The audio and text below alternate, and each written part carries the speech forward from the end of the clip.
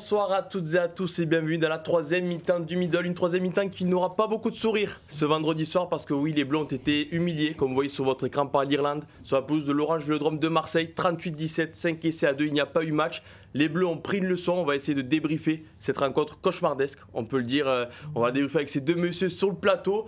Paul Arnoux, Simon Valzer, bonsoir messieurs. Bonsoir, salut bonsoir Vincent. à toutes et à tous. Salut Simon, bonjour à tous. Théophile en régie pour cette émission. On espère être un peu meilleur que nos Français qui... Ça va pas être compliqué. Oui. Messieurs, oui, ça va pas être compliqué. Ah si, bon. Je vais commencer. Non, messieurs, directement dans le vif du sujet, je l'ai dit, défaite 38-17, défaite très lourde. Simon, on avait laissé les Bleus il y a 3 mois en quart de finale de la Coupe du Monde avec une défaite d'un seul point. Là, on s'attendait à tout, sauf ça, faut être honnête. Oui, bien sûr, on n'imaginait pas. Voilà, on savait que cette équipe comportait de nombreux absents, que c'était plus vraiment la même équipe que la Coupe du Monde. Mais c'est vrai que là, on n'avait pas songé à un tel écart. On n'imaginait honnêtement pas que l'Irlande puisse venir chercher le point de bonus dès la première journée au Vélodrome, chez une équipe qui était une prétendante au titre. Voilà, c'est un énorme coup d'arrêt pour l'équipe de France qui a été dominée dans plusieurs secteurs de jeu. On va revenir dessus. Mais clairement, non, on n'a pas voir. Oui. Venir le coup. Bref. On n'a pas vaincu. On l'a pris en pleine gueule et on n'a rien vu, quoi. Ouais, voilà. Donc là, c'est un véritable traumatisme. On l'a pris en pleine gueule. Il n'y a pas eu. Ouais. Allez, il y a eu quoi? Il y a eu 10 minutes dans le match où on y a cru, un possible retour, mais qui paraissait tellement énorme qu'il n'a finalement pas eu lieu. Au final, pire. Ça s'est aggravé en fin de rencontre parce que je pense que les Français d'un côté ont su qu'ils allaient perdre. Ils ont dégonflé. En plus, ils avaient le bonus. Ils ont quand même mis un 5e essai pour la route. Paul, il y a beaucoup de choses à dire. Peu de positifs. Non, on a pris une énorme claque. Je pense que tout le monde, nous en tant que journalistes aussi, en tout cas je parle pour moi, je pense que les gens au stade ont aussi pris une claque. J'ai bien peur aussi que le staff... Était le stade. 17-3 à la 20e, c'était éteint. Les joueurs ont pris une claque, le staff je pense a pris une grosse claque aussi. Donc voilà, c'est une énorme claque. On est un peu revenu à cette équipe de France qui était dépassée par les adversaires il y a quelques années. Ça fait très longtemps que je n'avais pas vu une équipe de France autant dépassée dans autant de secteurs de jeu. Pas beaucoup de réactions, même... il n'y a même pas eu vraiment de révolte, tu vois. Donc, ouais, très déçu et on ne s'attendait pas du tout à ça. Tout le monde a pris une claque, c'est ce qu'ils disent dans le chat, parce que bien sûr, il y a le chat. Ils sont plus de 1000 actuellement à nous écouter. On les remercie et restez avec nous, bien sûr. Comme d'habitude, débrief de la rencontre de manière un peu large. Ensuite, le focus sur quelques joueurs. Je sais qu'il y a beaucoup de joueurs qui ont fait parler. Paul Villemc, ne vous inquiétez pas, on va en parler. Maxime Lucu. On sera aussi en direct à Marseille avec Jérémy Fada, notre envoyé spécial, qui était lui dans les tribunes. Nous, derrière notre écran, voilà. C'est pour résumer, on a pris une claque de 80 minutes. Ouais, ça fait mal. Je suis un peu énervé en plus parce que on s'attendait vraiment pas à ça et j'ai l'impression qu'on nous a un peu menti. Est-ce qu'on a vraiment le niveau? Est-ce que aussi cette défaite en quart de finale a fait beaucoup parler? On est sorti un peu du sportif. On n'a pas tant parlé de rugby que ça, je trouve. Entre l'élimination, on a parlé beaucoup de choses, mais pas beaucoup de rugby. Et là, on est renvoyé aussi à nos problèmes, à nos soucis de jeu et face à une équipe qui, en fait, n'a pas tant changé que ça et qui est en place et qui, voilà, c'est leur défaite à eux et leur élimination en quart de finale n'a pas changé grand-chose. Moi, je pense qu'il faut vraiment qu'on garde un truc à l'esprit, c'est vraiment ce carton rouge. Parce que déjà, que contre cette équipe d'Irlande qui avait beaucoup plus de continuité que nous, beaucoup plus de stabilité, hormis bien sûr au poste de 10, et moi j'ai été le premier à le dire que cette équipe d'Irlande sans Sexton, c'est plus tout à fait cette équipe d'Irlande. Mais moi j'avais dit, qu'est-ce qui va se passer si l'Irlande tangue ? Bon, il se trouve que là, l'Irlande n'a jamais tangué. Les Irlandais nous ont roulé dessus devant. Ils nous ont donné une leçon en touche et tout ça. Donc, on n'est jamais arrivé dans ce cas de figure-là. Donc, en gros, on avait une équipe d'Irlande avec beaucoup de repères, énormément de continuité, tous les joueurs et même des découvertes. Voilà, on va parler de ce deuxième ligne, McCarthy qui a doublé James Ryan au Leinster et maintenant en équipe d'Irlande et on comprend pourquoi. Donc il faut quand même revenir sur un truc, c'est que ce carton rouge, a eu un impact énorme. Déjà que face à cette équipe d'Irlande, comme je l'ai dit, ça aurait été difficile, avec notre équipe remaniée, des mecs qui n'ont pas joué en équipe de France depuis très longtemps, ça aurait été déjà très difficile. Mais je pense que on s'est fait rouler dessus aussi. Il faut bien garder à l'esprit qu'on a été quand même la majeure partie du temps réduit à 7 contre 8, et je pense que ça a aussi aggravé la chose. Alors, oui, après, il y a des secteurs, Oui. on y reviendra, il y a des trucs, de la défense, du jeu au milieu du terrain, des erreurs de défense qui sont pas pardonnables. On va faire un petit truc, je vais peut-être prendre Théophile à contre-pied, mais je vois que ça fait pas beaucoup parler, on va directement entrer dans le vif du sujet avec Paul Villemc. On reviendra sur les autres joueurs ensuite. Ouais. Mais Paul Villemc, pas dans le groupe initialement. Emmanuel Meafou forfait. Emmanuel Meafou, le joueur qu'on attendait tous cette pelouse du Vélodrome, bon il n'était pas là, c'est comme ça, c'est la loi du sport. Paul Villemc, il passe titulaire devant Romain Tao qui déclare forfait, Posso Tulagi sur le banc. Paul Villemc, tu fais ça en demi-heure? C'est quand même... Non, mais c'est non, mais parce que je veux qu'on explique. Je l'ai noté quand même. 9ème minute de jeu, tu prends jaune. Tu aurais honnêtement pu être rouge, personne n'aurait rien dit. Parce que tu ne te Personne n'aurait rien dit s'il est rouge. Bunker. Tu reviens à la 19ème minute, juste après le premier essai de Gibson Park. 2 minutes avant son deuxième carton jaune, on est tous dans la rédaction, baisse-toi, parce qu'il y a un plaquage où il passe pas loin déjà de la correctionnelle dans les 22 mètres français sur l'essai de Tadburn. Ouais. Et là, 2 minutes après, sur le coup d'envoi, t'arroses Doris comme ça. Au bout d'un moment, on le voit marquer. Merci Théophile, belle réaction. Bravo. Faute professionnelle. Au bout d'un moment, une fois, moi j'excuse plus un carton rouge direct maladroit que 2 fautes comme ça, les mêmes. Au bout d'un moment, pour moi, c'est pas une faute professionnelle, c'est une faute de niveau. Voilà, je pense que Paul Villemc, il a plus le niveau international.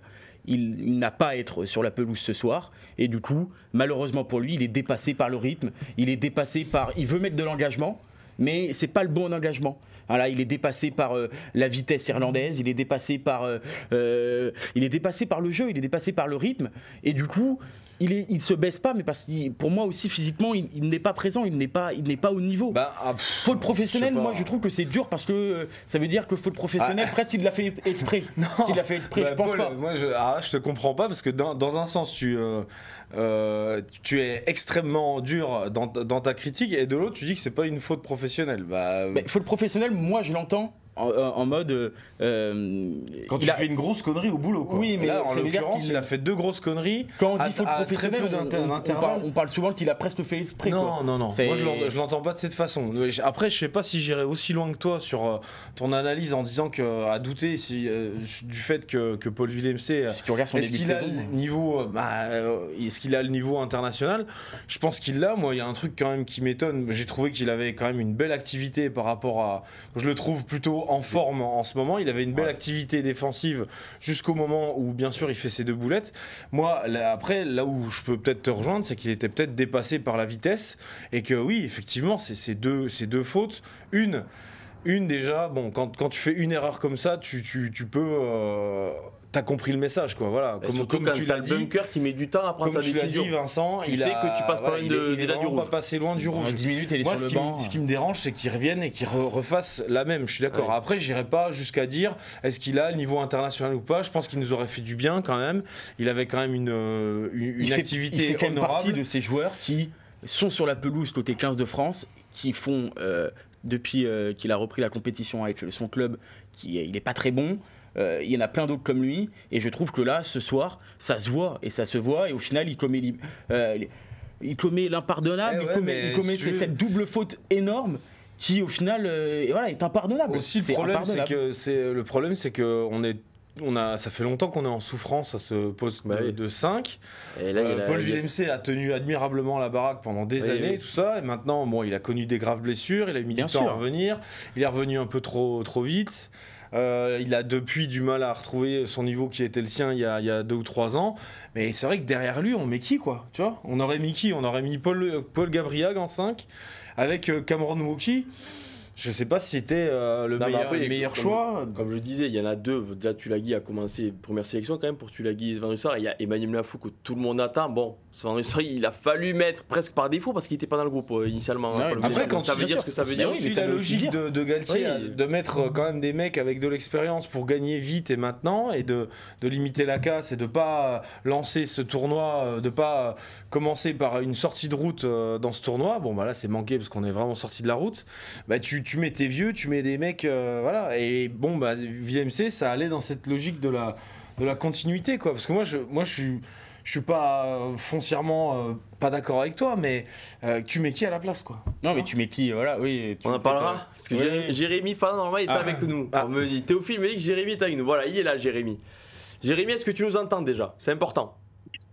Ouais, je vous entends plutôt bien, vous aussi, ça va? Il nous entend, mais on l'entend pas. Alors je sais pas, dis-nous dans le chat si vous l'entendez. Peut-être que... Nous, on l'entend pas pour l'instant. Réessaye, Jérémy. On va faire les tests. Alors, est-ce que vous m'entendez un petit peu mieux? Ça monte. Là, on t'entend. On t'entend un peu mieux. Bon, toi, tu nous entendais, à ce que j'ai compris, j'ai lu sur tes lèvres. Bon, Jérémy, toi, tu as eu la chance, on va dire la chance encore quand même d'assister à la rencontre depuis les tribunes. Tu as assisté aussi à la conférence de presse, si je me trompe pas. Ouais, le début en tout cas. Là, je suis parti un petit peu en plein milieu pour justement pour venir vous raconter un petit peu les premiers mots de Fabien Galtier et de Grégory Aldrit. Et quels sont-ils, du coup? Fabien Galtier et Grégory Aldrit, qu'ont-ils dit pour leurs premiers mots? Bah, déjà, avant de parler des mots, on va parler un petit peu des visages. Fabien Galtier assez abattu, quoi. Enfin, KO debout, quoi. Donc du coup, les premiers mots de Fabien Galtier, bon, j'ai pris quelques notes, je les regarde en même temps, et il nous dit bon, une défaite pour ouvrir le tournoi, évidemment, c'est pas une très bonne nouvelle, hein, on va pas se le cacher. Et puis lui, il parle beaucoup de son lot de charges négatives. Dans ce match, il revient énormément sur le carton rouge. Il a répété à plusieurs reprises, on a joué à 14 très vite.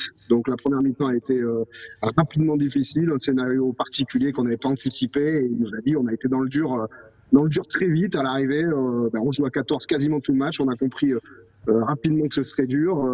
5 essais encaissés. Il a parlé d'un moment de vie collectif à vivre. Et il a répété à plusieurs reprises, encore une fois, que c'était un moment dur. Voilà, le fait d'avoir joué notamment tout ce match sous pression, on lui a posé la question est-ce qu'il n'y avait pas un manque d'énergie, d'intensité. Lui, il nous a dit qu'il fallait réfléchir et essayer de comprendre et qu'en tout cas, il fallait essayer de relever la tête. Et juste pour vous dire un petit peu les mots de Grégory Aldrit qui a dit bon, en gros, c'était pas l'équipe de France que vous avez vu ce soir, c'était pas le visage qu'on voulait montrer. Et lui, il nous a un petit peu projeté. Il nous a dit qu'il allait avoir un début de semaine chargé du côté de Marcoussis. Donc, traduisez comme vous le voulez, mais bon, entre les lignes, on comprend que ça va être un petit peu tendu, qu'il fallait comprendre. Et il dit maintenant, on va assumer et on va tout faire pour qu'il y ait une révolte la semaine prochaine en Écosse.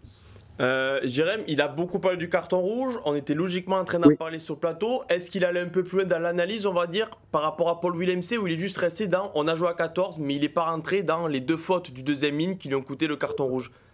Non?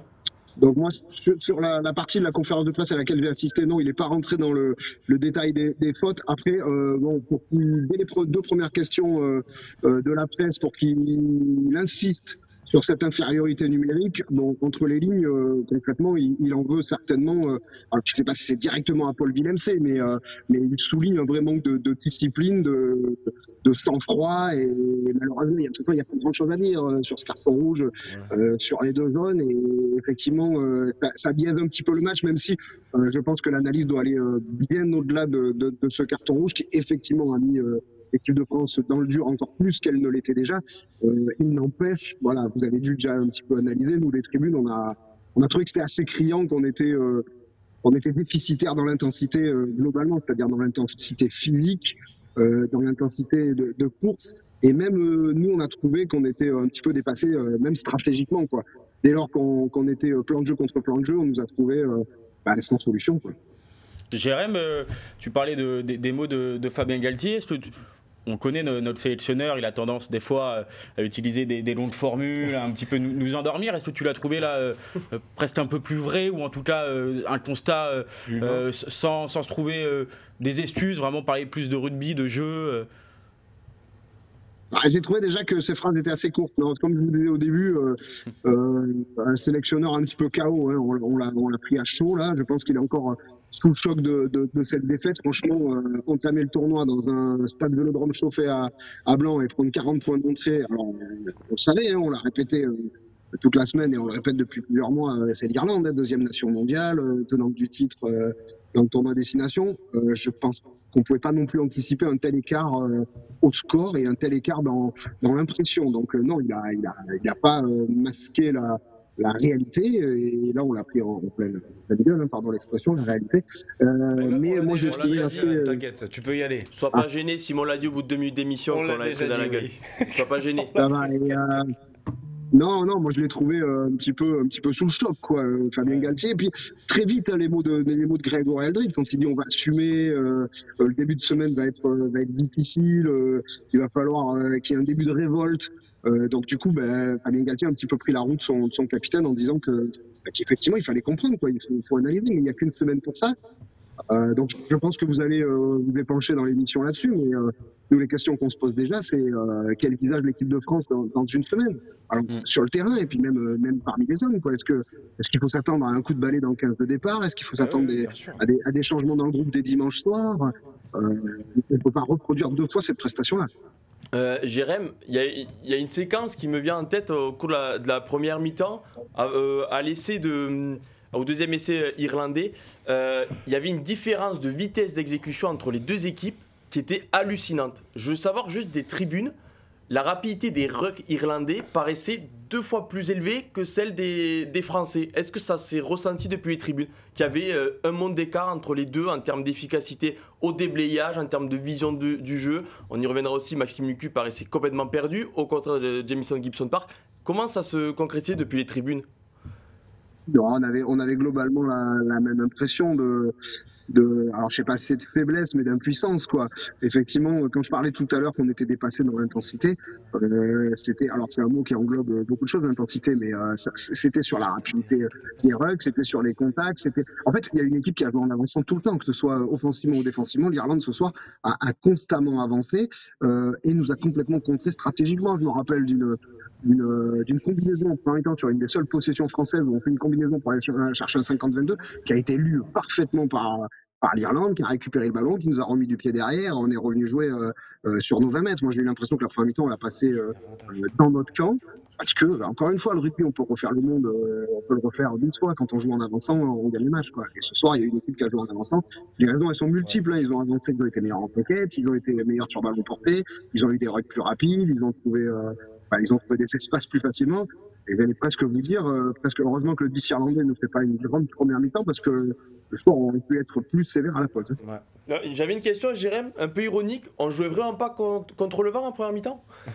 Non, parce qu'on nous a dit, on n'était pas au stade, on disait qu'il n'y avait pas de vent. Alors le Mistral, je sais pas, il a dû se lever à la 5e minute, parce qu'en fait, on était dans nos 22 pendant 40 minutes. Donc ça m'a un peu chagriné. Et ça soufflait fort. Hein. Et ça avait l'air de souffler fort. Sans discontinuer. C'est pour ça que quand je vous dis un plan de jeu contre plan de jeu, on était complètement dépassé. C'est que même sur le plan stratégique, j'ai le sentiment qu'on n'a trouvé aucune solution. D'ailleurs, si vous regardez l'essai qu'on finit par mettre en fin de première mi-temps, c'est sur quoi? C'est sur Movaka qui joue rapidement à la main cette pénalité. C'est-à-dire que la seule fois où on va chercher un peu de désordre, c'est là qu'on a fini par trouver un intervalle et à mettre un peu de vitesse. Mais en fait, dès qu'on était dans un jeu ordonné, il me semble qu'on était 2 classes en dessous des Irlandais. Avant de te libérer, Jérém, Grégory Aldrit, premier capitanat, premier dans un match officiel, on va dire, il l'avait été au mois d'août dernier, mais comment il l'a vécu? Parce que, pour tout avouer, au micro de France Télévisions, après le match, il avait l'air un peu, je sais pas s'il était sous le choc, mais il a préféré souligner l'importance du public, qu'ils avaient fait le job, qu'il fallait pas oublier qu'ils étaient dans un beau stade. Il n'a pas trop parlé de sportif. Est-ce qu'en conf de presse, il était un peu plus abattu, il avait un peu plus fait la part des choses, et il s'était rendu compte de cette défaite et de cette ampleur surtout? J'allais te dire les deux, mon capitaine, sans mauvais jeu de mots, dans le sens où il a eu quand même des mots forts. Hein, on va assumer, il va falloir comprendre. Et un peu dans son rôle de capitaine, de couver un petit peu cette équipe, il a dit qu'il avait un immense regret sur la première sélection de Totolo Tulagi et Nolan Le Garec, qu'il aurait préféré leur offrir une autre première sous le maillot bleu. Mais je l'ai trouvé déjà combatif quelque part, quand il nous dit maintenant il va falloir une révolte la semaine prochaine en Écosse, le début de semaine, ce que je disais tout à l'heure, chargé. Il montre un petit peu la tonalité qu'il va y avoir dans les prochains jours. À l'arrivée, je l'ai peut-être trouvé même un peu plus explicite là-dessus que Fabien Galtier. Après, c'est vrai que pour un début de capitanat, il va être confronté à une situation que l'équipe de France n'avait pas connue depuis longtemps. Là, malheureusement, moi, pour bosser à Midi Olympique depuis quelques temps, j'ai l'impression d'avoir fait un bond 10 ans en arrière. Hein. Ce genre de défaite, c'est ce qu'on vivait Ouais, une dizaine d'années, je vois que Simon acquiesce, il l'a vécu un petit peu aussi. Donc du coup, ça va être aussi un vrai test quelque part pour Grégory Aldrit dans le leadership, de savoir remobiliser tout le monde. Et encore une fois, moi je suis assez curieux de voir ce qui va se passer dans les prochains jours. On a voulu être dans la continuité de cette Coupe du Monde, de ce quart de finale perdu, en emmenant aussi des trentenaires, en annonçant qu'on voulait que 80% du groupe de la Coupe du Monde soit là en 2027. Est-ce qu'on va toujours être sur la même tonalité? Parce que prendre 40 points à domicile, quel que soit l'adversaire, c'est jamais anodin. Mais Jérém, ça me fait penser. Tu parles de la combativité de Grégory Aldrit. Tu te souviens qu'on avait couvert ensemble la finale de Coupe d'Europe à Londres sous Covid, Toulouse-La Rochelle. Et c'était Greg Aldrit qui s'était présenté en conférence de presse. Et je me souviens, bon, les Rochelais étaient vraiment abattus, éprouvés par un match d'une intensité incroyable. Et ce jour-là, il avait promis, il avait dit, mais pour nous, la saison, elle n'est pas finie.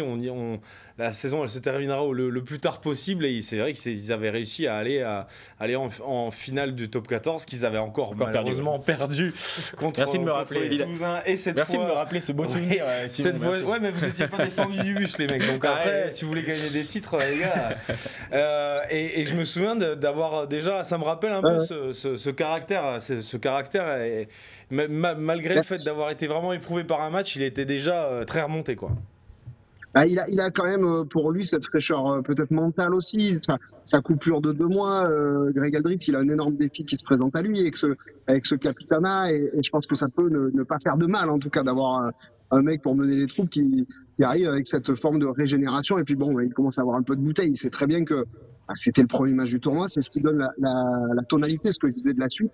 Franchement, s'il y a encore des fêtes la semaine prochaine en Écosse, sachant qu'ensuite il y a une semaine de coupure, imaginez qu'on peut vite tomber quand même dans une sinistrose ambiante qui est forcément à éviter. Ok, ben écoute, Jérém, on te remercie. Avant de te laisser, j'ai remarqué que tu n'as pas voulu dire depuis combien d'années tu travailles à Midi Olympique. Tu n'as pas voulu encore un peu plus te gâcher la soirée. Il se préserve. On comprend, mais nous, au fond, on le sait. Mais on le dira pas. Tu restes beau gosse. Mais le nombre d'années est encore un peu inférieur à ton âge, donc ça me donne du courage. Voilà, merci, c'est ça qu'on veut, du répondant. Merci Jérém. Et merci à vous, les gars. Salut Jérém. Ciao, Allez, merci. Salut Jérém, bon courage. Voilà, Jérém, toujours dû répondre. On était sur Paul MC. Paul MC, oui. Bon. Non, pour revenir, déjà, ils sont encore nombreux dans le chat, donc n'hésitez pas à poser vos questions, on y répondra à la fin. Et aussi, Maxime Gutiérrez m'a dit de souligner que Basile avait encore raison sur les problèmes de la rédac, qu'il avait misé l'Irlande. Vas-y. Voilà, on veut pas continuer de... Et Yanis aurait dû rester sur son premier pronostic. Vas-y, on va l'enfermer. Hein. On va l'enfermer parce qu'il n'est pas mauvais. Malheureusement pour les Français, il n'était pas mauvais ce soir. Messieurs, au niveau un peu, je sais que ça fait beaucoup, mais est-ce que cette équipe a vraiment digéré la Coupe du Monde? Parce que tu vois, ça a été posé à Thomas Ramos qui disait mais non, mais la Coupe du Monde, mais est-ce que cette équipe, elle n'a pas pris un trop gros coup sur la tête? Alors certes, il y avait beaucoup de changements, mais tu te dis direct l'Irlande, on le savait déjà même à la Coupe du Monde. Moi, je pense que l'épisode de la Coupe du Monde, il est fini. Il faut quand même replacer les choses dans leur contexte. L'équipe de France c'était il y a 3 mois, les mecs ont rejoué en club, il s'est passé plein de trucs. Il y en a qui ont fait des débuts de saison éclatants. Je pense aux Girondins. Je pense même à Antoine Dupont qui est passé par un creux et maintenant qui est en train de retrouver son meilleur niveau. Moi, et en plus, ce qui me conforte dans cette idée-là, c'est que le staff de l'équipe de France a été profondément bouleversé. Et là, je suis désolé, mais ce soir, on a vu des carences dans des secteurs de jeu où on était habituellement dominant. Et à la rigueur, moi, c'est ça qui m'inquiète plus, parce que j'ai pas l'impression que... Et puis Thomas Ramos, comme tu viens de le dire, Vincent, c'est le premier à dire que bon, c'est bon, on va peut-être passer à autre chose. Parce que après, je me mets aussi à leur place. Si nous, journalistes, on revient tout le temps avec le truc, ouais, c'est bon, c'est passé. Oui, après, c'est aussi la question se pose. Oui, je pense. Ouais, mais je pense, ça y est, c'est fini. Moi, ce qui m'inquiète plus c'est qu'on a vraiment changé de staff et tout ça, et qu'il y a des secteurs où on était dominant, où là, on est plus qu'hésitant, quoi. Je pense tu penses à la touche. Non, mais la touche, mais après, moi, c'est peu où la défense moi, je pense vraiment que la Coupe du Monde a été une sorte de mirage un peu. On est resté sur cette défaite en Coupe du Monde sans forcément se poser des questions sur est-ce qu'on avait tout bien fait vraiment? Est-ce qu'on n'avait pas des secteurs de jeu où on était on commençait à être rattrapé par d'autres équipes? Il faut quand même rappeler que l'année dernière dans le tournoi, on est quand même assez baladé en Irlande malgré un exploit personnel avec Penaud, etc. Donc on reste dans le match, mais on est quand même pas au niveau par rapport à eux en tout cas. Et on a peut-être un peu oublié ça parce qu'il y a eu une déception telle où on a perdu d'1 point. Mais au final, l'Irlande a peut-être mieux vécu son élimination en Coupe du Monde parce qu'ils ont déjà un peu l'habitude de perdre en quart de finale.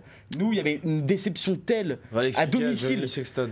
Non, mais oui, mais sauf que Johnny Sexton, il est plus sur le terrain, tu vois. Donc, il s'en rappelle pas en plus. Il s'en rappelle pas, non mais. Donc ça sert à rien. Non, mais il faut quand même aussi avoir en tête la déception. C'est de savoir est-ce qu'on a tourné la page. Je pense qu'on a tourné la page. Toi, ce que tu dis, c'est qu'il y avait des signes avant-coureurs qu'on n'a peut-être pas pris en compte. Mais après, quand on commence à être baladé en début de match, est-ce que les mecs sur le terrain, qui te dit qu'ils ne commencent pas à penser en se disant on a déjà perdu une telle déception, là tout le monde croit en nous, etc. On n'y arrive pas et on ne trouve pas non plus les solutions pour répondre à ça. Oui, non, mais d'accord, mais à partir du moment où ça se présente pas bien, c'est fini. Tu prends ton premier jaune à la 9e. Ouais, mais après on est dépassé. Premier jour, on est vite dépassé, bien sûr. Dans la circulation défensive, dans tout ça. Ce qu'on a dit à Jérém, dans le chat, il parle beaucoup des rucks.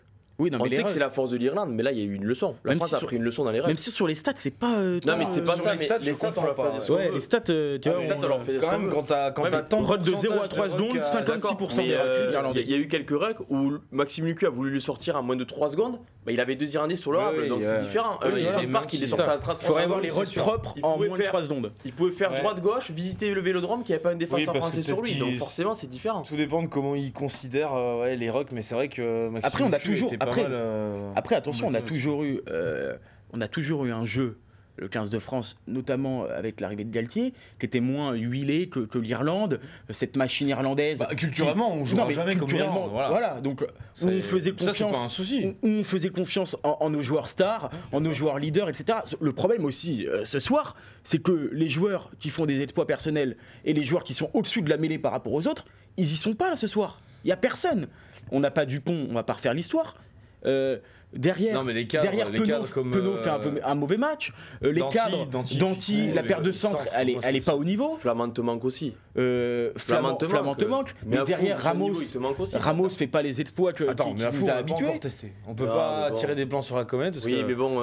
On peut pas. Non, mais on peut pas le dire. On va faire le match numéro 5 ce soir. Non, mais c'est ça. Non, mais on sait pas, on l'a pas encore vu. Non, mais je trouve qu'individuellement aussi, collectivement, on était inférieur, mais surtout individuellement aussi. Individuellement, on était inférieur. On prend joueur par joueur, ligne par ligne. Oui, non, mais bien sûr. Les Irlandais étaient supérieurs. Et ça, d'habitude, l'équipe de France de Galtier, même quand on a perdu les matchs, si on prenait les joueurs un par un, on était quand même supérieur. Et là, c'est plus le cas. Parce que aussi, il y a des joueurs qui sont titulaires dans cette équipe qui sont pas bons en club. C'est tout. Ah, mais alors, comment on explique, par exemple, le cas de Maxime Lucu, qui est... On a été les premiers à dire, il est excellent en club depuis le début de la saison avec l'UBB. Et ce soir, le pauvre, il est passé à côté de son match, quoi. Ça m'a rappelé. Après, je sais qu'il s'est quand même débrouillé avec son pack d'avant, qui s'est fait ronger. Dans un contexte à l'UBB où t'es un des patrons. C'est ça, c'est le patron. Un des patrons, t'es en confiance, t'as tes mecs à côté qui jouent pour toi, tu joues pour eux, tout ça. Là, ce soir, on l'a noté avant le match, Maxime Lucu, il avait été titulaire quelques fois avec la France, jamais contre une grosse nation. Il n'a jamais été harcelé comme il a été aujourd'hui. Il n'a jamais joué dans une atmosphère comme c'était le cas ce vendredi soir à Marseille, comme il était attendu. Il faut le dire, il n'a pas tenu la pression. Puis à Bordeaux, il n'a jamais rien gagné avec Bordeaux. Non, mais ok, mais bon, les gros matchs, oui, demi-finale l'année dernière, il n'est pas très bon. Il y a quand même des gros matchs. Mais ce que je veux dire, c'est que une fois, il s'est fait contrer. Un de ses premiers coups de pied, il se fait contrer par Tad Burn. Il commence bien son match. T'as l'impression qu'il a complètement coulé. Oui, à partir que le tuba, il est parti à 20 mètres et que mais il y a plus tant qu'il n'y avait pas le sol au fond de la mer, il touchait pas le fond. Ce qui m'a étonné, c'est défensivement, parce que c'est un bon défenseur en club. C'est un bon défenseur tout court, Maxime Lucu, et vraiment ce soir il a souffert. Dans la rapidité peut-être. Dépasser dans la rapidité d'exécution des Irlandais. Après, attention, c'est vrai que je pense que est-ce qu'on prend assez en compte le fait qu'il remplaçait Dupont, la pression qui était sur ses épaules. Tout le monde a parlé que de ça. Alors même s'il était assez couvé dans le sens où il a intégré le groupe des leaders, il était très bon en club, donc personne n'a parlé du remplaçant de Dupont. C'était lui. Voilà, c'était lui et c'était son rôle. Mais il s'est peut-être mis aussi une pression, une trop grosse pression. Et au final, il a complètement explosé en vol ce soir. Après, on peut aussi rappeler qu'il ne va pas remercier son paquet d'avant qui, voilà, on a parlé des mains irlandaises, il a dû vivre un match. Non, mais après, le mal entraîné, c'est quand même. Non, mais préparé à ça. Oui, non, mais c'est pareil. Après, mais tu subis quand même. Hein, non, mais tu subis. Peut-être qu'il s'attendait pas à autant devant subir. Toi font pas le métier. Avoir autant de pression, mais. Moi, il y a quelques fois, tu peux le défendre quand il prend 3 mecs sur là, comme on disait, alors que Gibson Park, il a beaucoup de liberté. Il y a plein de fois où il est parti dans le mauvais côté, c'est un manque de communication, un manque de prise de décision en une demi-seconde. Tu peux pas. Et en plus, ce qui m'a un peu dérangé, c'est que quand tu fais la connerie, envoie pas les autres mastiques. Garde le ballon au pire. Va tout droit, mais il était perdu. Attends ton soutien, tu vois. Quelquefois, bien sûr, on va pas les comparer à Dupont, personne n'est comparable à Antoine Dupont. Mais tu vois, il y a une image où il part du mauvais côté, il se rend compte, il envoie une saucisse à Cyril Bay. Qu'est-ce que tu veux faire ? Qu'est-ce que tu veux que Cyril Bay fasse dans ce cas-là ? Plaquage, pénalité. Oui, mais reporter, grattage. Après, je trouve que c'est presque un peu dur. Lucu, pour moi, il fait pas du tout partie, par exemple, des 5 meilleurs demi-mêlées. Mais ça, oui. Tu vois. Oui, mais c'est un constat. Donc, quand tu sais ça, personne ne s'attendait à ce que Lucu fasse un match énorme dans le sens où, pour moi, il est bien inférieur à Gibson Park. Donc, en termes de demi-mêlée, vraiment sur son réel niveau, il a atteint, je pense, avec l'UBB le max de ce qu'il pouvait atteindre. Et là, il frappe un peu le plafond de verre en équipe de France, parce qu'en face, c'est la meilleure équipe du monde. Même s'ils ne sont pas champions du monde, les Irlandais et le 15 du trèfle fait partie des 2 meilleures équipes du monde. Et Lucu n'entre pas, on le savait, je pense, avant le match. Et là, on a juste la confirmation. T'es assuré de ne pas avoir Dupont. Qu'est-ce que tu fais ? C'est pas un petit Fabien Galtier, qu'est-ce que tu fais ? Si t'enlèves Lucu en Écosse, tu le tues complètement, t'as l'impression ? Ah ouais. Tu lances le Garec ? Tu rappelles Couillou ? Tu vois, c'est compliqué là. Soit il lui donne une dernière chance en Écosse, qui est le pire déplacement cette année pour l'équipe de France. Et c'est exactement ce que disait Jérémy tout à l'heure. Qu'est-ce qu'on fait ? Ils annoncent une remise en question déjà mentale, collective, sportive. Mais bon, tu sais qu'il y a des joueurs qui vont devoir plus se remettre en question que d'autres. Tu mettras qui sur le terrain ? Est-ce que tu remets les mêmes en disant les gars, c'est votre deuxième chance et là maintenant vous allez nous montrer de quoi vous êtes capable. Du coup, leur troisième chance. Parce que bon, on a quand même présenté ce match comme les Bleus revanchards. On va vous montrer tout ce qu'on sait faire. On a perdu d'1 point face à l'Afrique du Sud. Vous allez voir ce qu'on est capable de faire. Bon, au final, il y a même pas une réaction. Donc là, encore une fois, dans la revanche et tout. Encore une fois, moi, je veux vraiment couper avec la Coupe du Monde. Pour moi, c'est une nouvelle histoire. Oui, mais Simon, c'est comme ça qu'on nous l'a présenté quand même le match. Mais il s'est passé tellement de trucs. Je te dis, c'est plus tout a changé dans cette équipe. Il y a tellement de gars hyper importants qui n'y sont plus. Non, mais même les mecs, même les joueurs. Ntamak, Flamand, enfin, on va pas tous les refaire. Oui, mais Simon, même les joueurs, c'est eux qui disaient ça, c'est pas nous. C'est les joueurs qui disaient voilà, on a envie aussi de montrer à mon avis, quand tu tombes contre 3 fois meilleur que toi, t'en prends 40 chez toi et tu repars la tête basse et tu fais comme Madrid, t'es obligé d'aller en conf et tu baisses la tête et tu réponds et puis tu rentres chez toi et puis tu te douches vite. Non, mais après, il faut pas non plus qu'on se fasse endormir par à chaque fois le même discours. Galtier aussi était le premier à dire que c'était la suite, c'était pas une nouvelle histoire, c'était aussi la continuité de cette Coupe du Monde. Voilà, on a perdu d'1 point, il nous l'a dit assez suffisamment de fois, et que voilà, face à l'Irlande, il allait remettre ses leaders qui avaient envie de prouver tout ça. Donc là, on va pas, je trouve que on va pas encore se faire endormir en disant ils vont encore réagir, c'est un mauvais match. Non, il y a aussi des choses à changer, je pense. Il y a des joueurs c'est peut-être le moment aussi de passer un petit coup de balai dans cette équipe. Malheureusement, il y en a qui ont rendu de super services, mais il y a aussi des jeunes qui frappent à la porte et c'est peut-être le moment. En tout cas, remettre beaucoup plus de concurrence, peut-être. Un coup de balai. Je pense pas qu'il y ait beaucoup de joueurs qui vont disparaître du jour au lendemain pour une défaite. Et tu vas aller en Écosse, pas balayer 8 mecs, tu vois. Et tu vas aller en Écosse, un endroit qui nous réussit pas contre une équipe qui a énormément de stabilité dans son effectif. En ayant passé l'équipe à la machine à laver, avec des mecs qui manquent de repères collectifs. Non, mais pas toute l'équipe, mais il y a des joueurs. Si on doit parler de joueurs. Ceux qui ont sous-performé ce soir, si tu me les sors tous. Il n'y a plus grand monde. Non, mais d'accord, sauf que oui, mais je fais quand même une différence entre les mecs qui ont fait un mauvais match ce soir et les mecs avant. Et les mecs qui font des mauvais matchs depuis 6 mois. Tu vois, et ça commence à se voir. Et qu'à un moment donné, il y a aussi certains qui frappent à la porte. Et que si à chaque fois on protège nos cadres, nos leaders en disant oui, mais c'est parce que aussi. Non, mais je suis d'accord. Pour certains, comme Gaël Fickou, qui sont voilà, en fait, comme je vous disais tout à l'heure, c'est pas parce que on change un maillot qu'on change le mec qu'il y a dedans. Gaël Fickou, là, ce soir, il a été en difficulté. On n'a pas senti cette aura, ce leadership en défense, cet esprit d'initiative, c'est tout ce qui sait faire ballon en main avec sa super technique individuelle. Mais parce qu'il est dans la même lignée que sa Coupe du Monde et que sa saison avec le Racing. Et là, voilà, on ne transforme pas les mecs. Non, mais c'est ça. Messieurs, dans le chat, ça parle du staff, mais avant, j'ai quand même donné les notes un peu complètes. Oui.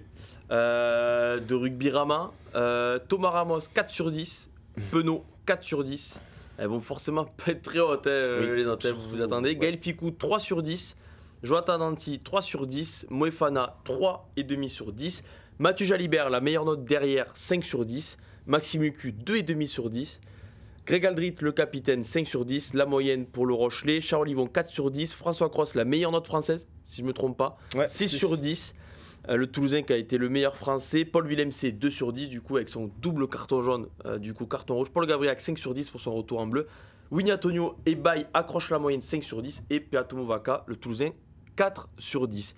Une moyenne très basse. Avec du coup François Cross, meilleure note, 6 sur 10. Et Paul Villemc, 2 sur 10, pire note.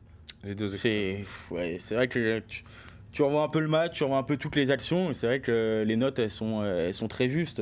Elles montrent bien qu'aucun joueur n'a surnagé. À part, moi j'ai trouvé Mathieu Jalibert plutôt bon. En tout cas, ça a été l'un des seuls qui a pris ses responsabilités dans ce match. J'ai trouvé derrière. Beaucoup se sont un petit peu cachés. Ou en tout cas n'ont vraiment pas été à leur niveau. Je pense aussi à Penaud, qui a fait peut-être un de ses pires matchs en équipe de France. Pas bon du tout. Il n'arrive pas à récupérer les ballons. Il ne se présente pas non plus dans la ligne pour proposer une solution comme il peut avoir l'habitude de le faire. Danty, le problème c'est que physiquement il a un peu trop subi et du coup c'est vrai qu'il ne fait pas la meilleure saison de sa carrière, donc ça se voit. Et après Ramos n'a pas non plus fait son meilleur match.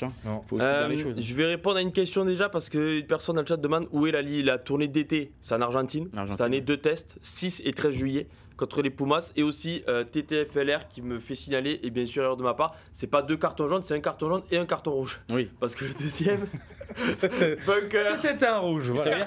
Ça veut dire qu'il va être suspendu. Ça veut dire qu'il risque de prendre une suspension. Je crois qu'il va être suspendu. Là, du coup, tu vas avoir ton coup de machine à laver au moins en deuxième ligne. Tu vas être content. Oui.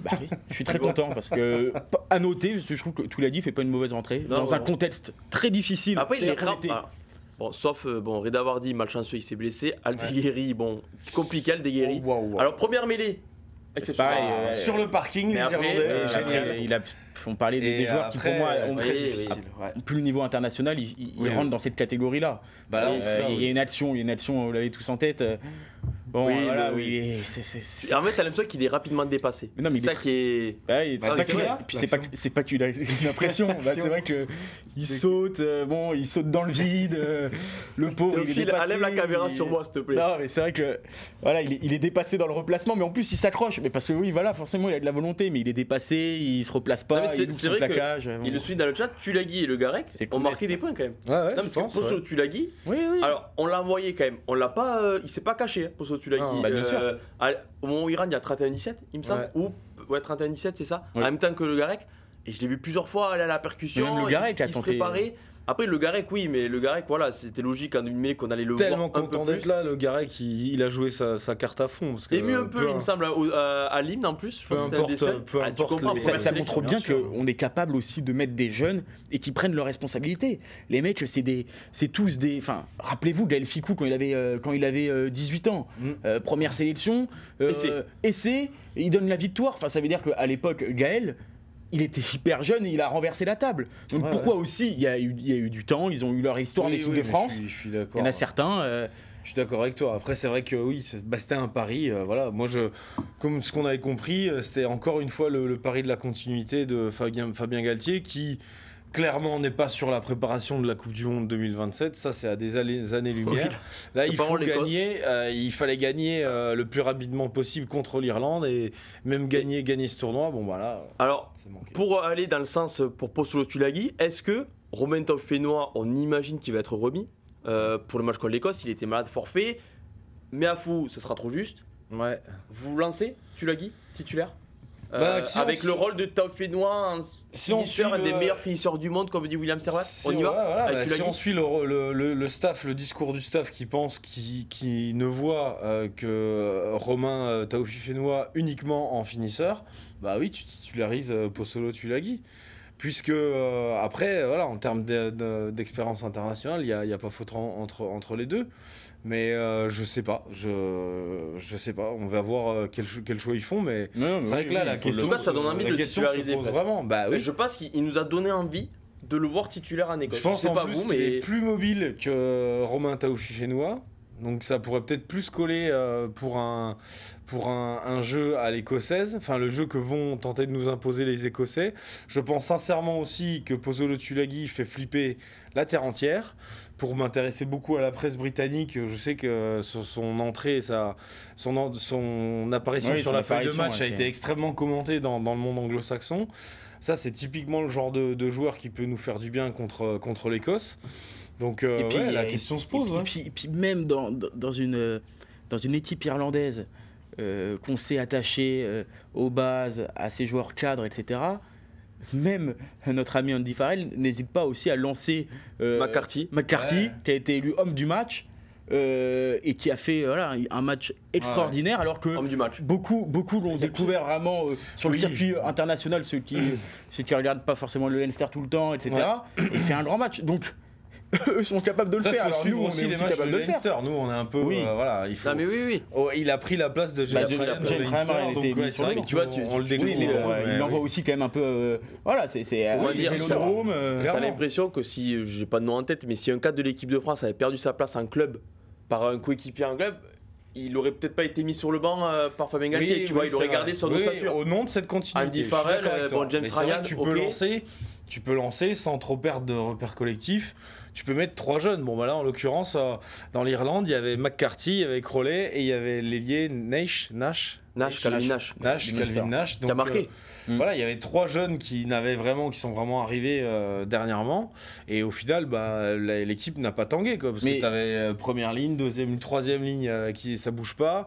Le môme Crowley, bon, il a fait un match. Il a fait plus que le taf. Il est correct. Il était bien encadré quand même. Première mi-temps. Jamison Gibson Park et Bundiaki plus Peter O'Mahony en garde du corps. On a eu peur pour lui en première mi-temps quand il était en train de mettre face au poteau. Il se fait contrer, premier coup de pied, il se fait contrer, c'est pas complet. Mais il est resté dans son match. Face au poteau, il louche pas. Mais il a été aussi protégé par les cadres. Après, si tu fais le bilan entre les joueurs qui te manquent, parce qu'on a quand même pas beaucoup de chance en termes de blessés, etc. Toute la deuxième ligne déjà pour moi. Voilà. Un staff qui a quand même changé, on n'en parle pas assez peut-être. Dans le chat, ils veulent.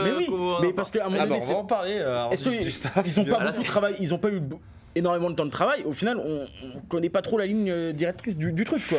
Qu'est-ce que veut faire l'équipe de France? Ils ont eu quand même du temps pour travailler. Ils sont entraînés à entraîner. En fait, on sait pas ce qu'ils ont conservé d'avant, on sait pas ce qu'ils veulent mettre en place. Ce qu'il y a, c'est que en mêlée, ça a été, sauf en fin de match aussi. Oui, en mêlée, ça a été très compliqué pour parler poliment.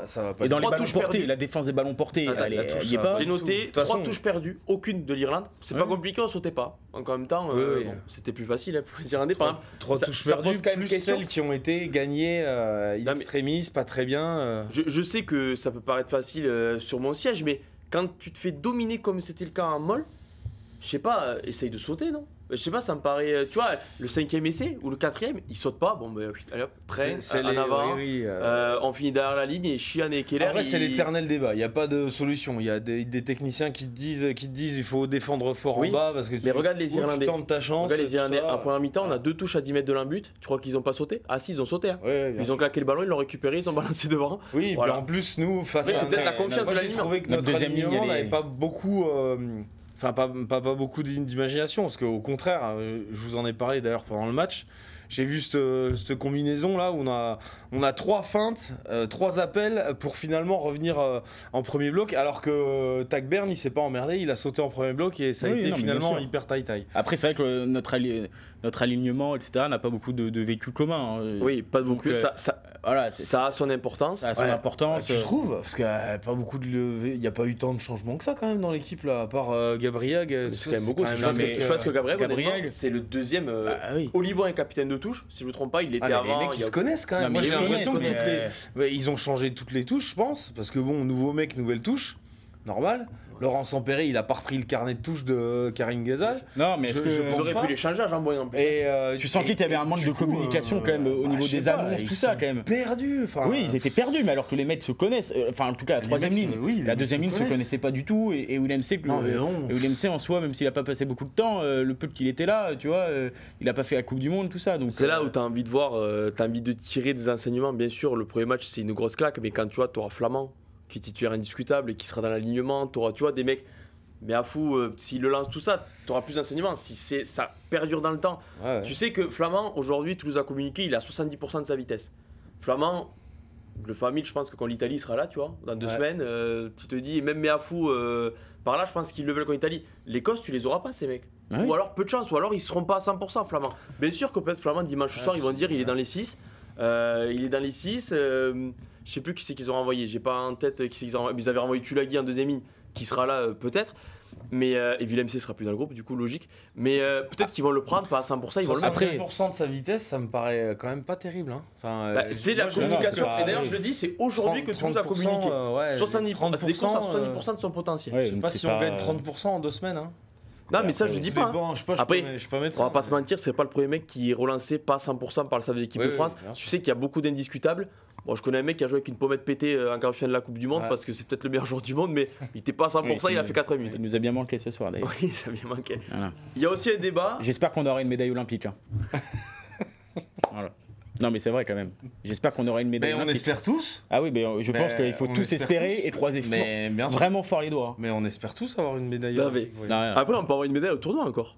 Ah oui, le tournoi est perdu. Ah oui, d'accord. Est-ce que le tournoi est perdu? Une médaille au tournoi, oui. Non, mais si tu gagnes. Bah oui, le tournoi est perdu. Le tournoi est perdu parce que l'Irlande. On vient de s'ouvrir une autoroute sur la victoire finale et le Grand Chelem. Voilà, en vrai, ce qui me désole le plus. T'as terminé ma phrase magnifiquement, donc c'est incroyable. Ce qui me désole le plus, ils reçoivent 3 fois. Après, moi, j'aime pas prédire les choses puis dire ça y est, c'est fini. Non, mais ils ont pris 5 points. Paul ne balance pas. C'est ça, ils ont pris le bonus. Pas tout, mais non, mais ils ont pris le bonus. C'est vrai que là, ce soir, le bonus, il est mortel. Parce que je m'étais toujours dit. Le bonus, il est mortel. Il gagne chez nous. J'avoue, avant le coup d'envoi, je m'étais dit, si on perd, il y a Angleterre-Irlande. Alors les Anglais, c'est pas l'Angleterre 2003. Non. Vous allez me dire, voilà, ok. Mais j'ai un petit espoir. Là, voilà, déjà, on va se concentrer sur les Français qui doivent aller en Écosse. J'attends de voir. Déjà. Voilà, on après, est-ce qu'on peut juste vraiment parler. Est-ce que vous avez compris aussi ce qu'a voulu mettre en place l'équipe de France derrière? Offensivement. Moi, je trouve qu'on a eu tellement peu le ballon. En fait, moi j'ai une action qui vient en tête. Tellement dans de mauvaises conditions qu'à part quelques éclairs. Moi j'ai l'action en tête de la fin du match. Non, mais en fin de match là. Mais moi en fin de match où on enchaîne aussi le jeu à une passe alors qu'on est mené déjà de 15 points. Tu sens qu'il n'y a aucune solution, il n'y a aucune combinaison, il n'y a pas de. Les mecs sont un peu arrêtés, on essaie d'enchaîner les temps de jeu. À la limite, pour aller chercher une faute, j'avais presque ce sentiment qu'on voulait avoir l'avantage pour tenter un truc. Mais voilà, j'ai rien vu, je n'ai rien vu. Non, mais j'ai une action aussi en fin de première mi-temps où il y a 3 passes, personne fixe. Au final, tu envoies Ramos qui se fait coffrer, par James Lowe. Et là, tu te dis, mais c'est. Souvent les là, tu n'as pas beaucoup de ballons. et tu. Voilà, t'es. Ouais, bien sûr. Puis deuxième mi-temps, pardon, début de seconde période. Puis la technique, même la technique individuelle des mecs. Rappelez-vous l'action où Ficou fait une passe, une mauvaise passe, pas dans le bon timing à Danty, qui au final, Danty, il doit poursuivre sa course. Mais au final, il l'a remis tout de suite à, je sais plus à qui, à Penaud ou à Ramos. Une mauvaise passe et du coup, on est complètement arrêté. On prend une pression de 10 mètres. Ouais. Non, c'est compliqué, quoi. C'est compliqué. Et la seule action positive, il y a le début de match. Il y a un bon début de match. Et il y a l'action de l'essai. Mais comme le disait Jérém tout à l'heure, c'est parce que Movaka prend l'initiative de jouer rapidement. Bah oui, mais et du coup, l'Irlande n'est pas placée, l'Irlande est mal replacée. Du coup, après, le seul on arrive à enchaîner. moment du match où l'Irlande n'est pas placée. Voilà, ça a été ça. Ou alors plutôt où la France a déséquilibré l'Irlande. A déséquilibré, je dirais, parce que. Mais au bout d'un moment, tu disais. Pareil. Ouais. Mais au bout d'un moment, tu disais, faut jouer vite, quoi. Ouais. Au bout d'un moment, faut jouer vite. Tu vois, Movaka, tu vas y arriver. Quand tu passes ton temps à défendre, que tu perds une touche sur 2. Ouais, mais quand tu passes ton temps à défendre, que t'as pas le ballon, que tu perds la ligne d'avantage systématiquement et tout ça, bah quand t'as le ballon, mec, t'es fatigué. Je le rappelle, parce qu'on le dit pas assez, t'as joué à 14, donc t'es cramé. On pouvait pas. On t'attend, Théophile. On pouvait pas s'attendre à renverser l'Irlande à 14. Faut aussi être réaliste, les mecs. Ça a eu un impact. J'allais y venir. J'ai pas envie d'entendre ça parce que j'entends déjà le discours de Fabien Galtier mais non, mais par les mots que nous a dit Jérém tout à l'heure, à parler de l'infériorité numérique, et au final de nous avoir et de nous endormir avec ce discours-là, sans parler de rugby et sans parler des difficultés qu'on a aussi rencontrées dans des secteurs de jeu précis. On aura le temps de parler de la touche et des lancements, les lancements de jeu, la défense des ballons portés, la circulation défensive que j'ai trouvée mauvaise. Même quand il y a eu du changement avec des joueurs qui étaient facilement cramés, donc est-ce que aussi physiquement on est présent, est-ce qu'on est en place, donc tous ces problèmes-là, ça explique. Voilà, ils ont aussi pris un jaune quand il y avait 14 contre 14, on n'a pas vu la différence, hein. Voilà. Donc que dit le chat? Le chat, beaucoup, voilà, t'as joué à 14 par ta faute aussi, si t'avais plus de maîtrise, tu joues à 15 comme tout le monde. N'hésitez pas à poser vos questions, on va passer dans on va dire, les joueurs, on a fait le tour, je pense.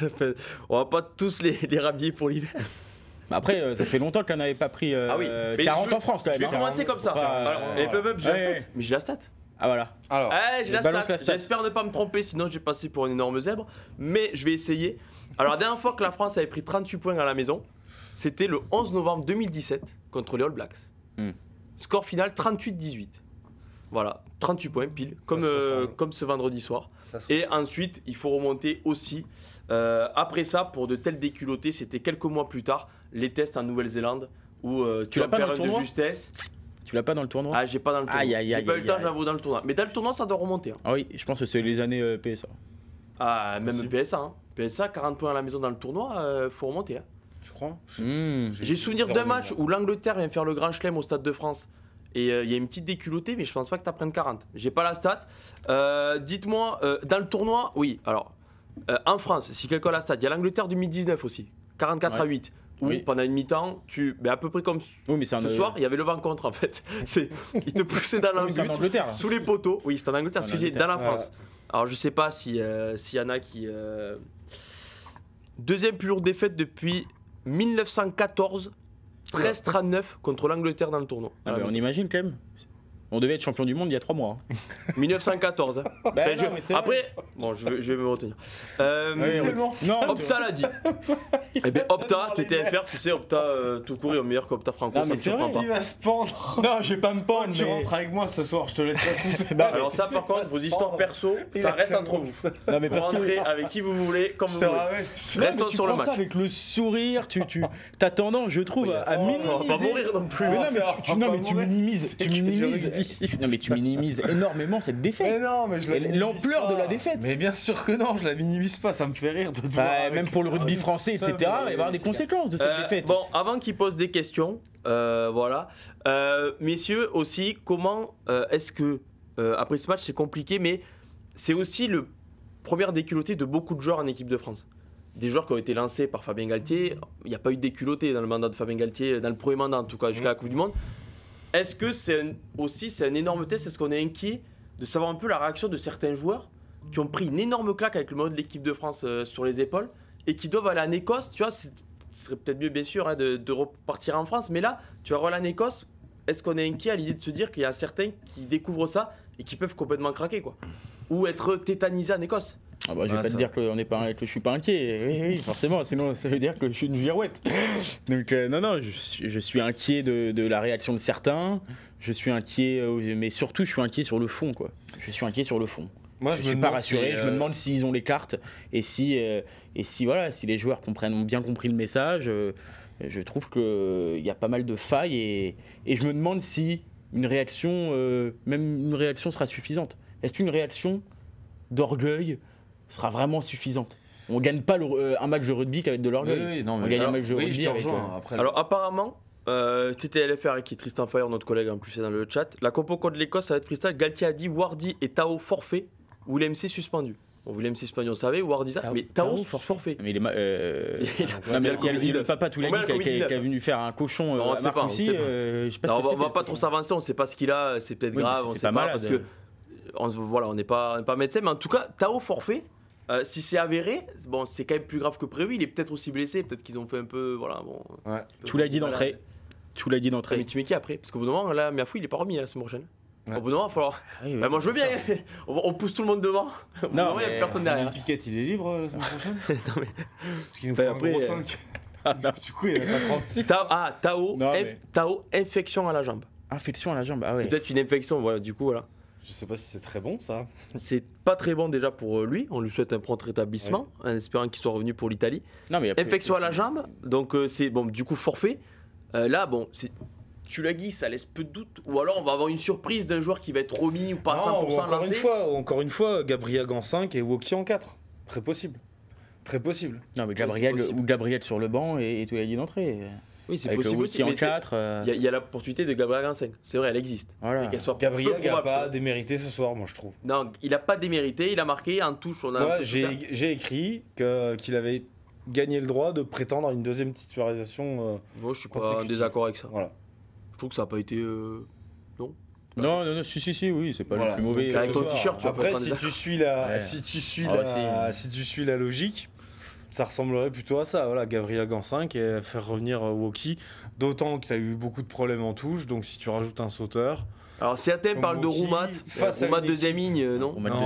Face à une équipe comme l'Écosse aussi qui court beaucoup, ce serait vraiment pas déconné de parce que aussi il y a Mathias Salagahu qui avait été appelé par appelé, qui est plutôt 4 à Toulon, voilà. Oui, c'est vrai, il y a Bastien Chalureau aussi, mais bon. Je sais pas. Est-ce qu'il fait encore? On va pas se mentir. Est-ce qu'il a le niveau? Est-ce que là on revient au même truc? Faut lancer des jeunes. Enfin, il faut vraiment lancer les jeunes qui sont Hugo bons. Radou. Allez, roule. Non, mais il faut lancer les jeunes qui sont. Oui, bien sûr, c'est pas un 5.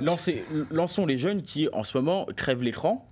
Et laissons. Ouais, mais en 5, t'en as pas, Paul. Mais non, mais après, sur le banc, pour moi, en 5, il faut que tu partes avec Toulani. Il faut que tu retrouves. Oui, non, mais ça, je suis d'accord. Voilà. Il faut que tu retrouves de la puissance. Il faut que tu retrouves vraiment tout ce qu'il a pu faire aussi en entrant. Il va le faire contre une équipe écossaise. On sait très bien qu'il peut y avoir un déficit, des fois, un petit peu de puissance. Donc, si tu amènes cette puissance supplémentaire dans les runs, dans tout ça, si c'est l'UQ, ça va peut-être le soulager aussi sur les sorties de balles. Tu vas retrouver un peu ce dynamisme-là. Et on a besoin de ça.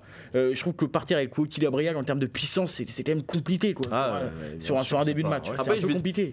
Il y a aussi le côté où quel jeu tu veux faire. Après, je suppose qu'ils vont pas se révolutionner. Mais tu vois, tu peux imaginer. Mais moi, je sais pas ce qu'on veut faire comme jeu après ce soir. Est-ce qu'on veut garder le ballon? Est-ce qu'on veut faire de la dépossession? En tout cas, si tu voulais pas le garder, tu vas pas garder. Je pense qu'on est tous revenus de la dépossession. On a bien vu que, ça fait maintenant depuis la Coupe du Monde, même avant, on a compris que c'est l'équipe qui garde le ballon qui gagne à chaque fois. Donc, faut arrêter de parler ce concept complètement que je trouve moi complètement couillon de la dépossession, parce que ça pouvait marcher à un moment, mais maintenant avec les règles d'arbitrage et tout ça qui favorise l'attaque et qui pénalise beaucoup plus la défense, c'est beaucoup plus difficile de défendre et de foutre la pression comme le faisaient par exemple les Saracens il y a 5-6 ans où vraiment ils te rendaient le ballon, ils t'étouffaient et ils restaient chez toi. Donc maintenant, la dépossession c'est terminé. Il faut J'ose espérer que l'équipe de France en est revenue et qu'avec justement tout le talent offensif qu'on peut avoir parfois, voilà, pas ce soir, on ne l'a pas eu clairement, mais avec la qualité qu'on peut avoir derrière, il faut que des mecs comme Penaud, ils chopent des ballons dans les couloirs avec lancer à pleine vitesse et qu'on garde le ballon. Ce soir, c'est vrai que c'est compliqué d'analyser parce qu'il y a une défaillance individuelle et je pense que tactiquement, c'est vrai que tu le disais en début d'émission, mais ce carton rouge a perturbé et du coup, je pense que le staff aussi n'a pas su comment réagir. Est-ce qu'on garde le ballon? Est-ce qu'on le rend beaucoup plus à l'Irlande? Mais défensivement, on n'est pas au niveau comme on pouvait dans le passé avec sous Galtier, où on n'est plus capable. De faire un match où on défend énormément, comme rappelez-vous quand on va gagner au Pays de Galles par exemple, où on avait énormément défendu, mais on avait une défense qui était énorme, vraiment énorme, et on gagnait les matchs en défense. On n'est plus capable de le faire, ça. Sauf que là, le carton rouge nous a perturbé dans le sens où le staff était bien conscient que ça allait être compliqué quand même de garder le ballon à 14 et que du coup on était pris entre contre l'Irlande quoi. Les mecs ils te font 36 séquences de jeu. Non mais j'ai trouvé le aussi porteur, il a toujours 3 options autour de lui. J'ai trouvé au début du match, j'ai pas trouvé l'Irlande, alors au final ils l'ont eu, mais j'ai pas trouvé qu'ils voulaient absolument le ballon aussi, tu vois. C'est juste que James Lowe a donné une leçon de jeu au pied à tout le monde. Le premier essai, il vient d'un ballon que tout le monde croit qu'il va sortir dans un but, il reste à 10 cm de la ligne, du coup Jalibert est obligé de taper une touche, 20 mètres, lancement de jeu, essai, et ensuite il a trouvé des touches 60 mètres, alors que Thomas Ramos, Mathieu Jalibert, Maxime Lucu ont souffert dans le jeu au pied. Non mais cette équipe irlandaise, elle a pris confiance aussi à travers le match. Elle a pris confiance aussi en deuxième période, je trouve, parce qu'à la mi-temps, on s'est tous dit 7 points, c'était pas assez. On doit être mené de 15 points. Et c'est plus en deuxième période où on craque. Bon, malheureusement, Thomas Ramos passe pas une pénalité, je suis obligé de le dire, mais ça nous fait revenir à 4 points, ou à 5 points, pardon. Bon, ça peut aussi changer à 4 points, ça change aussi la donne. Hein. Il faudrait peut-être aussi, dans les matchs très importants comme ça, on arrive à faire des 100%. Ça serait. L'Afrique du Sud a été championne comme ça, donc ce serait bien aussi qu'on soit capable peut-être de réussir à faire ça. Et après, on a sombré aussi, je pense, physiquement. Et l'Irlande a pris confiance. Parce que c'est vrai qu'en début de match, moi je les ai trouvés par moment, ils auraient pu tuer le match, ils l'ont pas fait. Je pense qu'ils ont été un peu aussi impressionnés par ils avaient quand même la pression au moment de se pointer. Mais là où tu perds le match. On fait une bonne entame, eux ils sortent quand même, vous parlez de la Coupe du Monde, eux ils sortent aussi d'un traumatisme. Là où tu perds le match, la France surtout, c'est quand t'es à 24-17, ils sont à 14 contre 14. Au moment où il prend un jaune, t'as l'impression qu'ils l'ont pas pris, quoi. C'est là aussi où c'est frustrant parce que t'es à 7 points et puis tu fais une connerie là, je sais plus qui c'est qui fait en avant ou un truc comme ça, mêlé qui dure 4 minutes. Puis O'Mahony il est revenu comme ça en sifflant et merci après, au revoir. Et ils ont tué le match. En Irlande, il y a quand même plus de continuité. Tu vois, eux, ils travaillent. Andy Farrell reste le grand boss. Enfin, tu vois, il y a vraiment, à part Sexton en soi, il n'y a pas une énorme. Je trouve que nous, il y là, a beaucoup plus de stabilité. Il y a beaucoup plus de stabilité que nous, où on a changé presque tout le staff. On a des joueurs qui sont pas là. Notre meilleur joueur est pas là. Bien sûr. Bon, tu vois, c'est pour ça que moi, je vous dis, ça aurait été déjà hyper dur contre cette Irlande-là, et ça l'est encore plus avec ce carton. Mais je sais que tu ne veux pas l'entendre.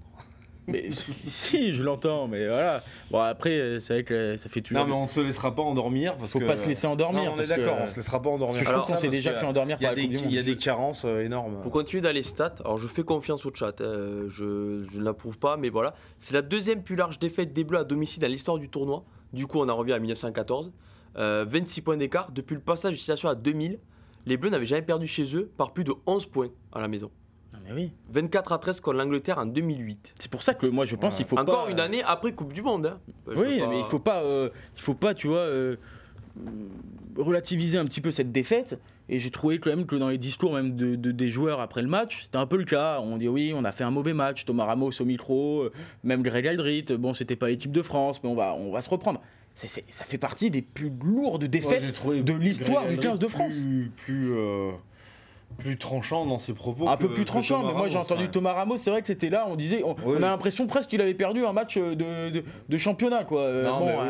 C'est quand même, comme tu le dis Vincent, c'est quand même des stats qui font mal. C'est des stats qui font mal et qui nous ramènent à une période sombre de l'histoire du 15 de France. De Thomas Ramos, c'est ces mecs qui sont ni touchés par la victoire, ni touchés par la défaite, qui arrivent à constamment. Parce que tu vois, typiquement, regarde Grégory Aldrit, pareil, à chaud, je pense qu'ils savent se contrôler un peu. Alors que tu vois, en conf de presse, il avait l'air plus abattu qu'à chaud parce qu'il avait fait la part des choses. Et demain matin, ce sera pire. Et demain soir, tu vois, c'est aussi ça un peu le. Tu sais pas comment jauger les mecs à chaud. Ils sont trop habitués maintenant. La force de cette équipe, quand même, depuis le début, depuis le mandat Galtier, c'est que. Détester la défaite, non aussi, celui qui déteste pas la défaite, mais c'est d'avoir été, je trouve, honnête avec son public. Ils ont réussi à reconquérir aussi le public qui n'aimait moins l'équipe de France. Ouais. Et il faudrait pas non plus qu'on mente un peu aux gens et voilà, des fois il faut mettre des mots très durs sur des défaites qui sont très dures. Et je trouve que là c'est le moment aussi. Il y a eu cette défaite en Coupe du Monde, cette élimination. On a beaucoup parlé d'arbitrage, on a beaucoup mis d'autres choses en relief pour parler de cette élimination. Là c'est une défaite. On ne parle pas de l'arbitre, on parle juste d'un niveau, une classe d'écart. On ne parle pas de choses qui peuvent polluer. Et là, il faut mettre des mots très durs. Bah là, il n'y aura pas de débat d'arbitrage, je pense. Ouais, ça fait... Oui. On va pas faire... Si vous m'en trouvez un. Enfin, le débat, en fait, si tu veux un petit, c'est les Irlandais, carton rouge ou pas, dès la 9e minute pour Willem C. Je crois que c'est le seul où tu peux un peu débattre. Et encore, ça ne me choque pas. Ce serait pas en notre faveur. Est-ce que vous avez des questions dans le chat? On va 5 minutes de plus. Ils sont plus de 900 encore, mais bon, on va pas pouvoir rester toute la nuit. Parce qu'il va falloir... Mais je cherche des questions.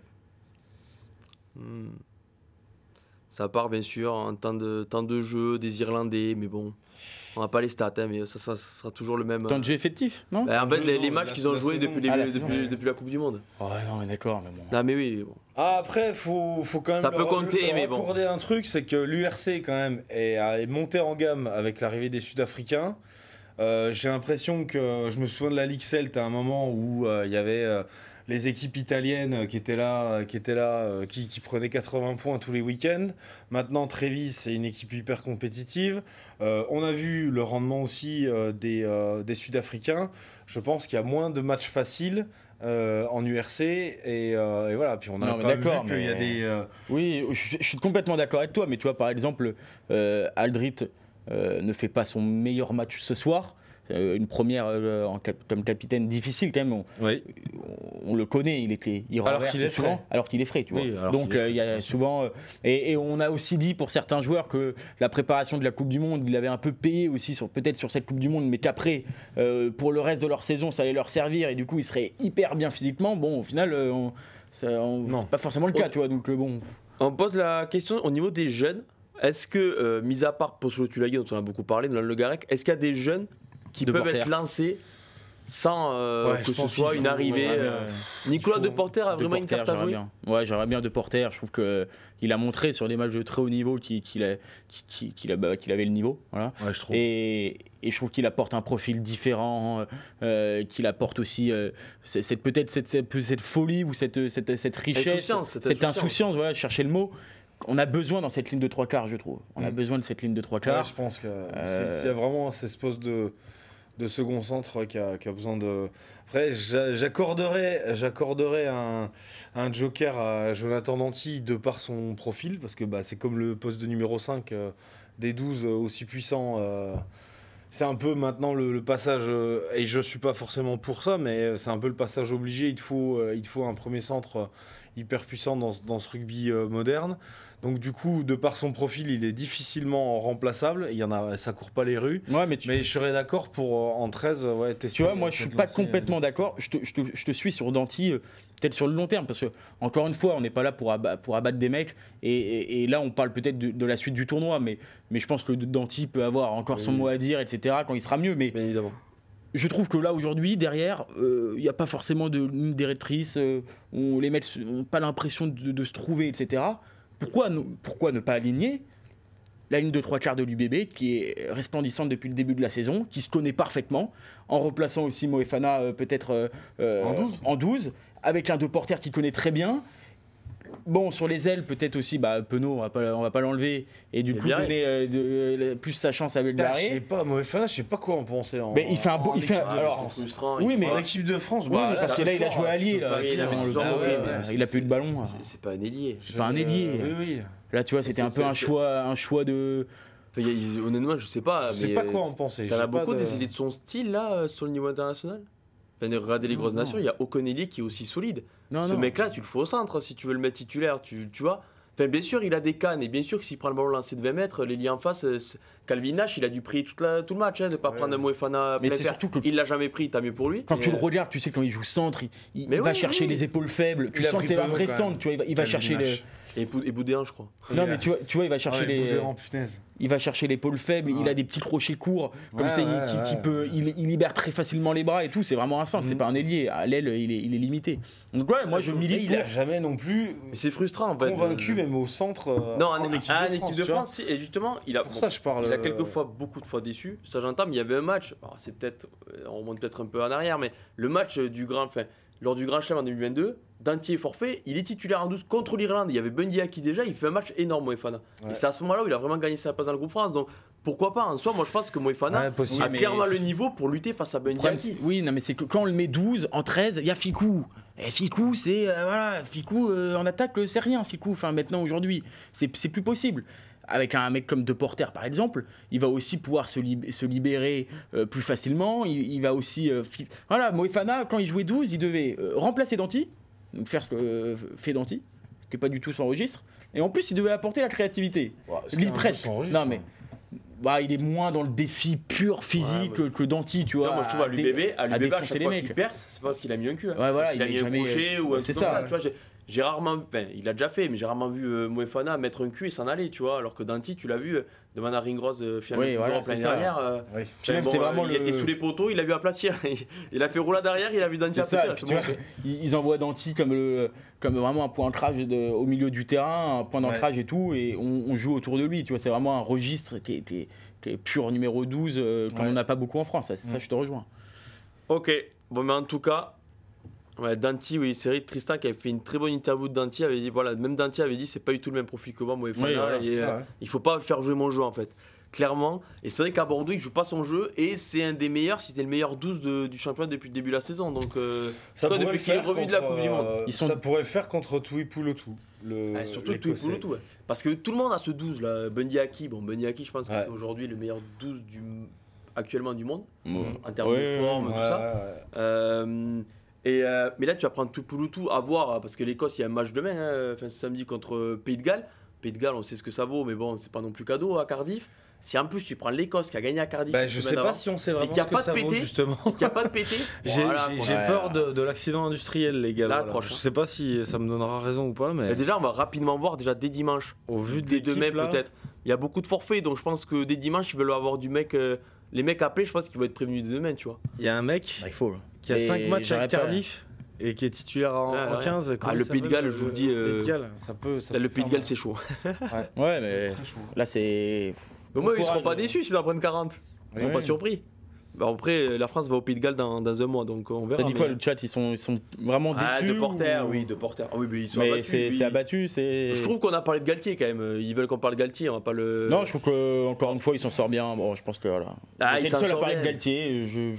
Non, moi je suis d'accord. Simon est amoureux de Galtier. Non, mais non, je suis pas amoureux, arrête. Je suis le premier là. Attends, cette semaine, c'est bon, il m'a fait marrer là. T'as fait une longue interview de lui en plus il y a quelques temps. Non, mais je suis pas du tout amoureux. Il m'invente des mots toutes les semaines.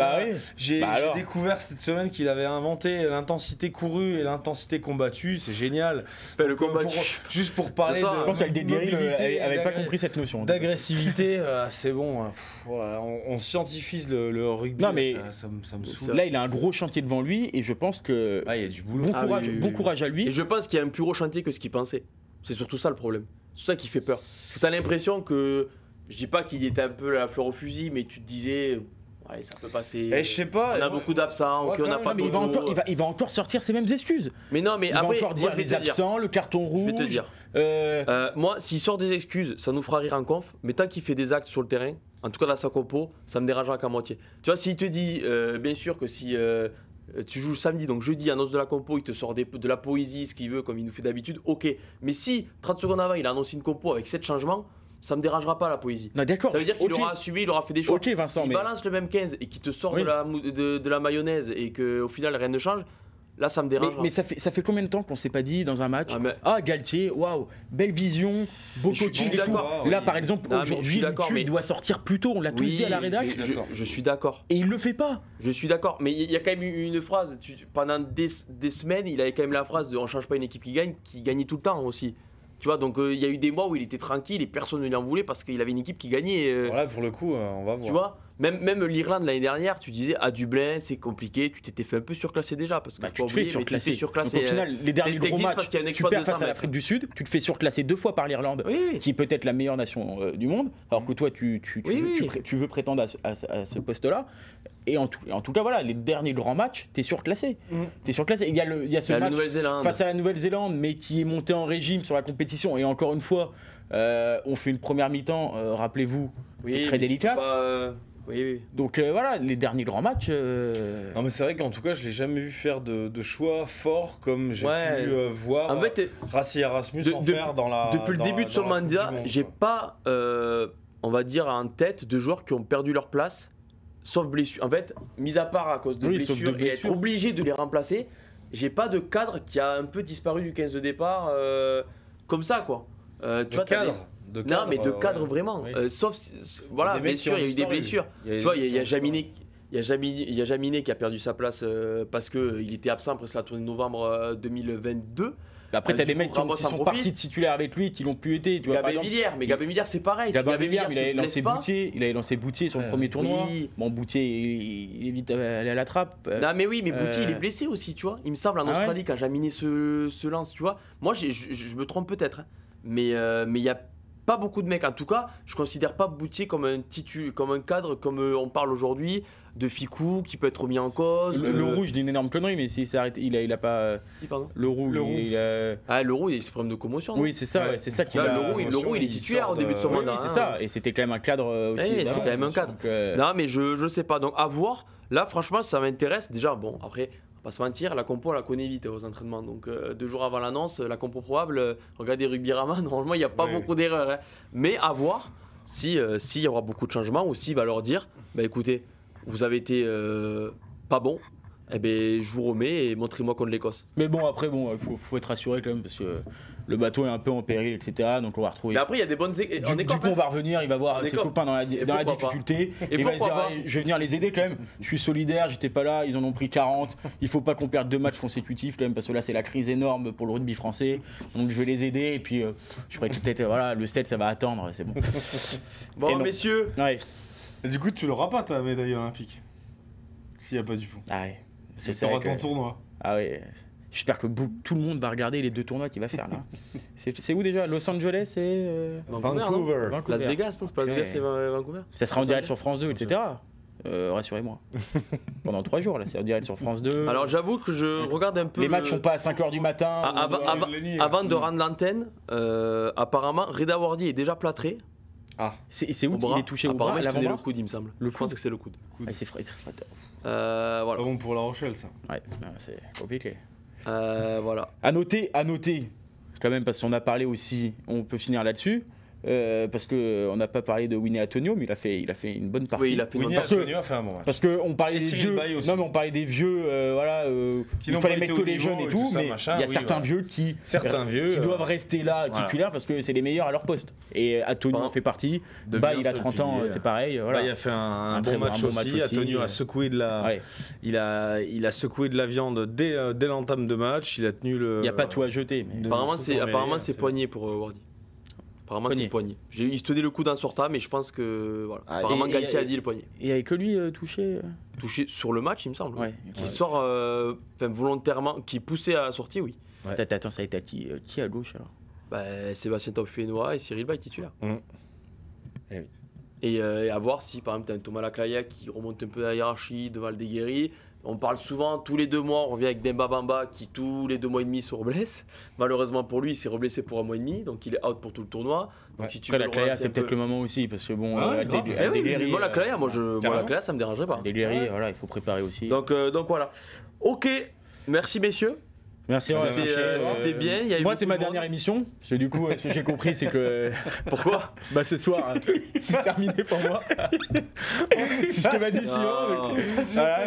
Au revoir.